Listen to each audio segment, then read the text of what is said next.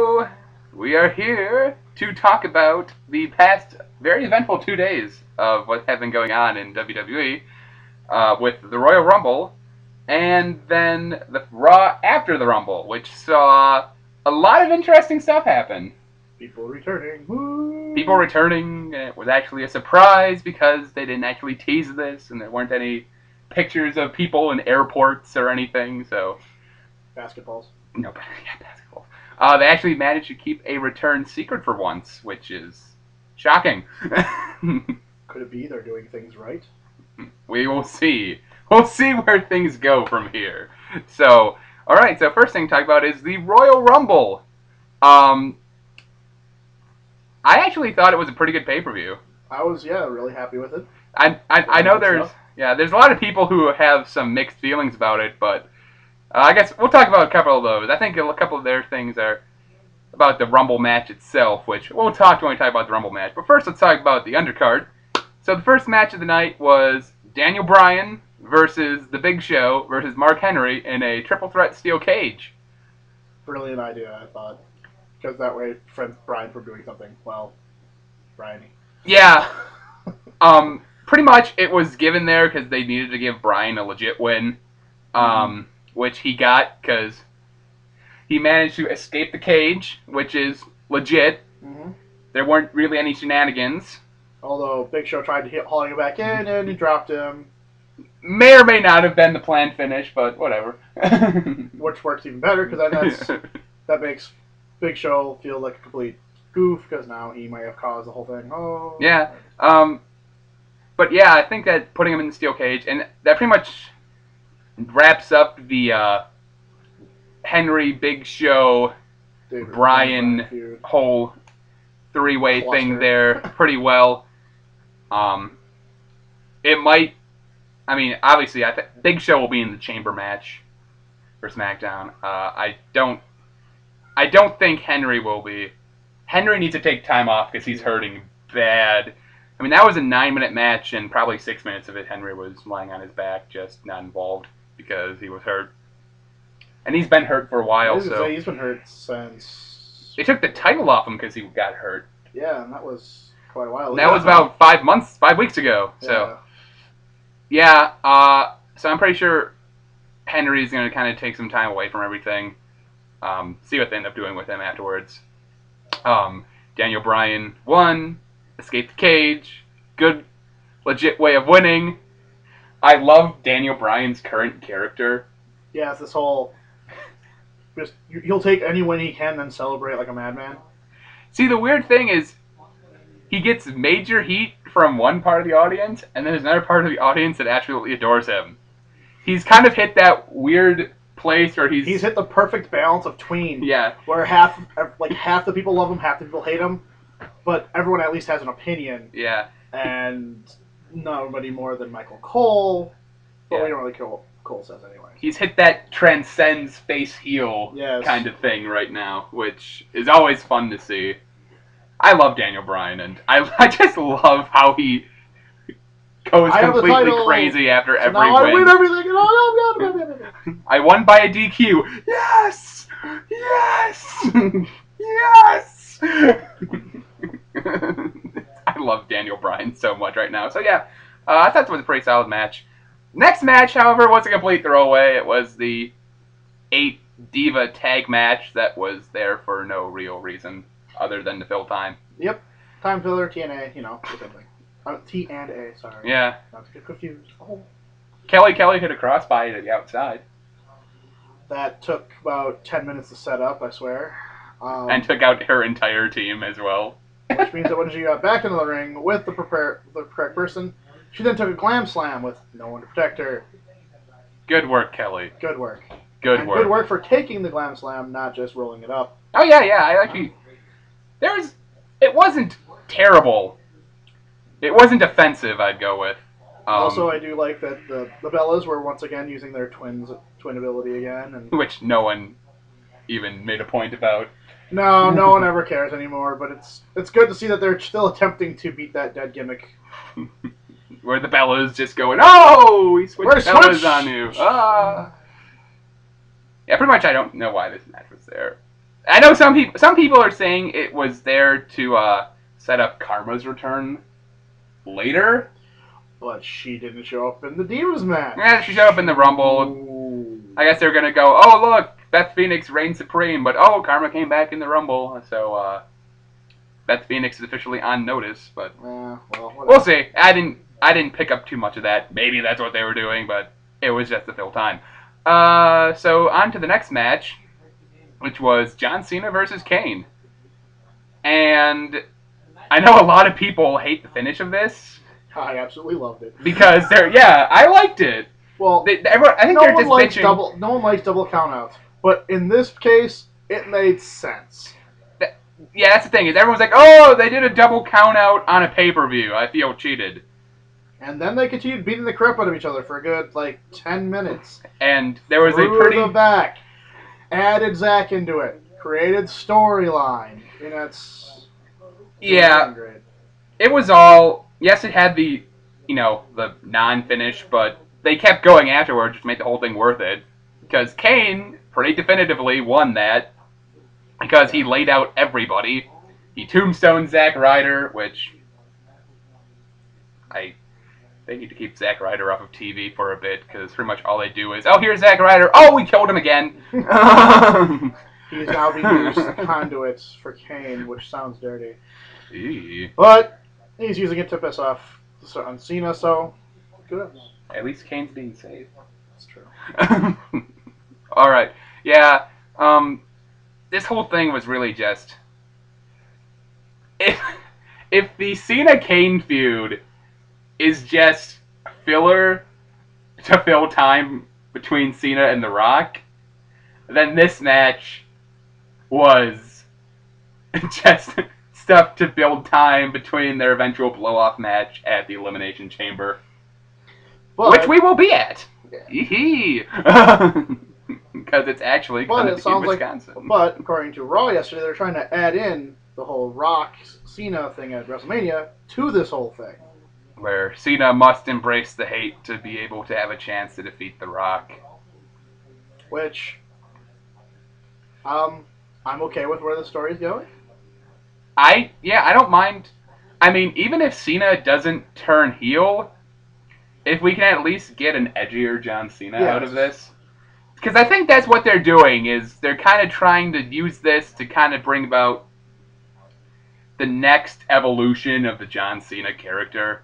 I mean, you went from, when he first came in, generic wrestling guy who just showed up against Kurt Angle one day, to the White Rapper, to, I guess, the Chain Gang, and then he was in the Chain Gang for a little bit, kind of thing, and then he moved into, pretty much the Super Cena, Fruity Pebble, and he's more or less Marine into the Super Cena. Marine into the Super Cena, where he's pretty much been for about 2 to 3 years. Mm-hmm. And it's gotten really stale. So, even if he doesn't turn heel, if they can use this whole Kane thing to, I guess, bring him back into a bit more of an edgier face, I'm cool with that. Mm-hmm. I just want to see something new from John Cena. And we've been seeing that past few weeks. I've actually been cool with seeing John Cena on my TV, which is... There was a good while for that where I would just want to change the channel, but he's growing on me. Cena has this weird thing where he'll go through periods where he'll be doing something and he'll start growing on me, like over summer with all the Punk stuff. He started growing on me, and then he got stale again, and now with the Kane stuff, he's growing on me again, so hopefully he'll continue that route. Next up was the Brodus? The Brodus Clay, Drew McIntyre, why are these people even here match? Because they need to get Brodus to keep defeating people. They wanted to have Brodus do something on the pay-per-view to make him look strong, but they didn't want to put him in the Rumble because if they put him in the Rumble, he'd get eliminated. So they needed to have Brodus do something to keep his momentum going. Brodus fattening himself up on a steady diet of jobbers. And Drew McIntyre is still buried. Yeah. In fact, under the Funkasaurus Rex. Yeah. Though, I will say this about Drew. At least he's jobbing as a part of a story now. Yay! At least they're doing the whole, oh, if you lose, you're fired. which they've been doing for about 4 weeks on SmackDown. So, at least Drew McIntyre is getting on TV with a storyline and losing, as opposed to losing on Superstars. But yeah, it was just a filler match to do something with Brodus to make him look strong without putting him in the Rumble. Next up was the Rumble itself. No, Punk Ziggler. Oh, it was Punk Ziggler. I'm under. Punk Ziggler, which was fantastic, but a bit short. In my opinion. Unfortunately, I think they went a little too long with the time fillers that they were doing, and so they're like, well, crap. So they kind of rushed a little bit of Punk Ziggler, but this gave us a really good showing of what these two can do at a pay-per-view. I loved it. I don't think it was as good as their match they had on Raw a few weeks ago. I think that was slightly better in terms of an overall match, but this was very good. The in-ring work was great. The storyline with Punk and Johnny Ace was getting advanced, and a lot of good spots in this one too. Ziggler is just amazing. Ziggler could sell you a bridge. It's just amazing, and the way he turned the, reversed the GTS into a Fameasser. Is it still called the Fameasser? I don't know. We'll call it the Fameasser because he's still very much a close to Billy Gunn. Yeah. So just flat out, that was my spot of the night. That's going to be hard to beat. That's got to be rough. That takes a lot of skill, and yeah, I was more impressed by that than I loved it that more than the big spot of the Rumble, which was still sick. The Kofi spot. We'll talk about that in a minute. But yeah, pretty much it was just really to advance Punk Johnny Ace, which I don't know where Punk and Johnny Ace is going at the moment. Now that Triple H is involved again. Yay! Hey, Triple H. Shovels everywhere. Bury you deeper. Okay. But it advanced that, and the fact that Johnny Ace pretty much came out and called it down the middle really goes with the character that they have for Johnny Ace, which I really love. That really crappy middle management guy who all he wants to do is he thinks he's doing his job spectacularly when really he's just a monstrous tool. With a nose so brown. UPS sent it back. Which, that worked really well for that. And I thought it was a great match. I would have liked to have seen them go for another 5 or so minutes. I'm sure this feud's not done in any way, shape, or form, so I'm sure we'll see more Punk Ziggler for a longer period of time. Yeah, they'll be in the Ziggler's in the Elimination Chamber. They'll both be in the chamber, so yeah. So see a bit there. I don't know how much we'll see down the road for a good while, because I believe Punk will be focused on his WrestleMania opponent by that point. But true enough. We'll talk more about that when we get to Raw. So yeah, now up to the Rumble, which I'm just gonna come right out and say this. I really liked this Rumble. This is probably one of the better ones in recent years I can remember. I would say, yeah, this is probably one of my favorite Rumbles. Great, surprise entrance. A couple of great returns. One return that was shocking, but no one really cared. And who was that? Great Khali. Oh, Khali. Hey, look, Great Khali! Congratulations. Okay. I thought he retired. It's just one of those things. Brain chops everywhere. Miz and Rhodes looking insanely good in this match. Yeah, this Rumble was great because they put over all the right people. I mean, look at it. You had The Miz and Cody Rhodes. Both were in there for over 40 minutes. Yeah. Rhodes eliminated 5 or 6 guys. 6 people. He had the he had the highest out of he had the most eliminations. And the people he eliminated Booker T. King. I think he eliminated Khali. Yeah, he eliminated Khali at the same time with Booker. Yeah, Khali. Foley. Hacksaw. And another guy. So he took out pretty much all of the big surprise entrants. Which, when you take out pretty much all of the legends in the match, you're pretty made. Yeah. I was really impressed by Cody Rhodes.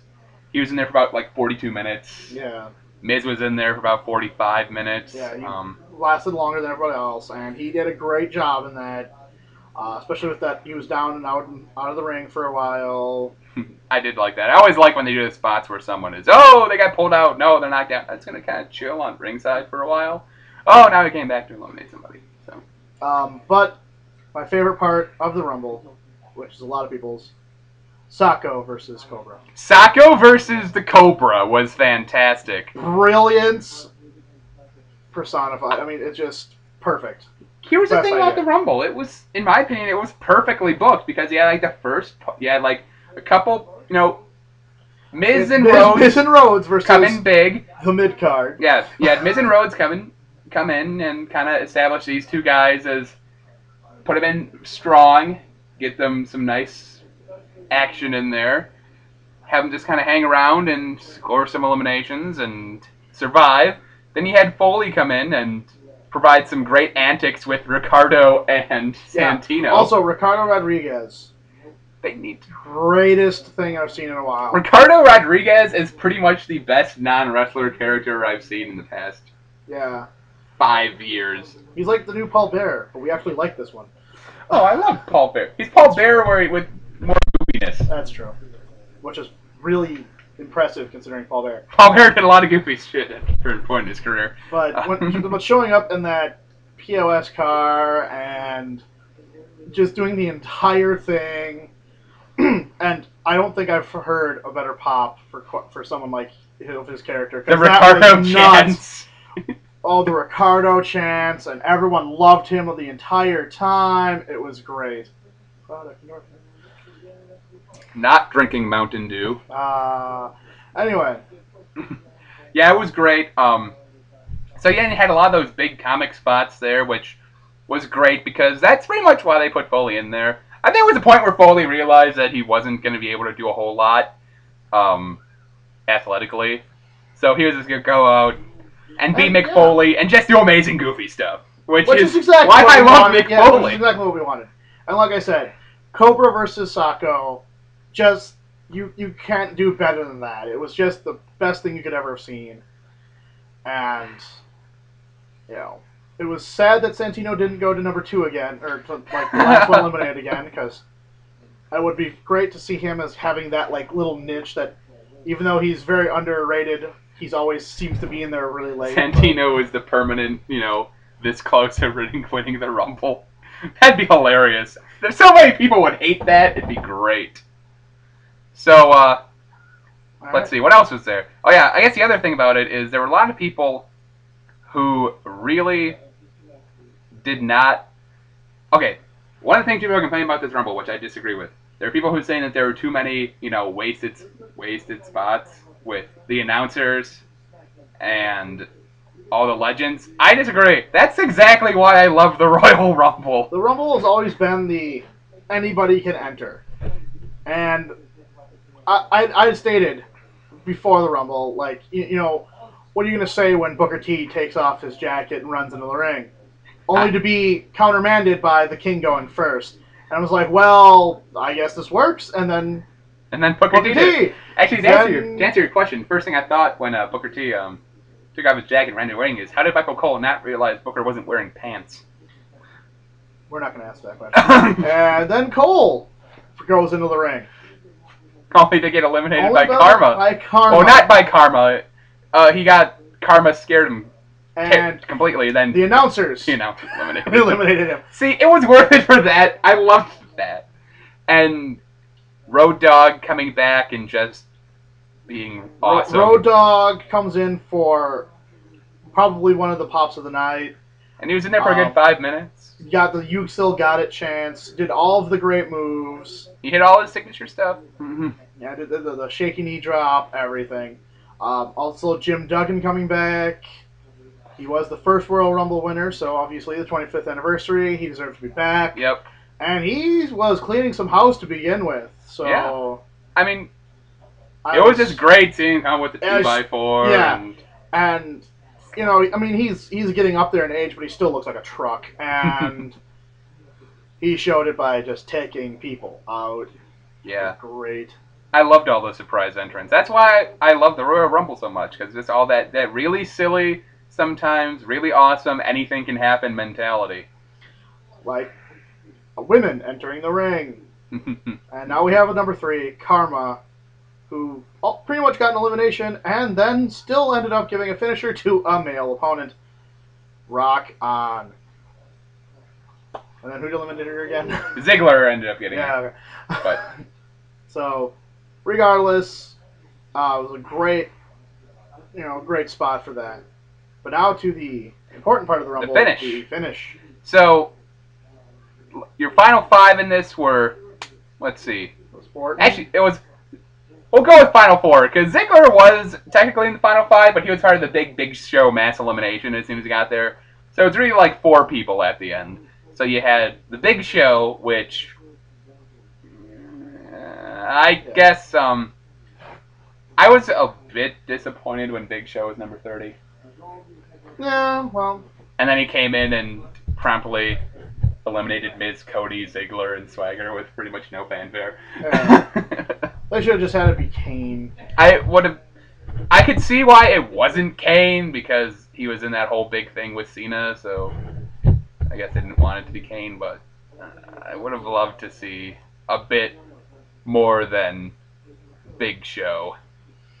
But anyway, I digress. So it was Big Show, Orton, Jericho, and Sheamus. And Barrett.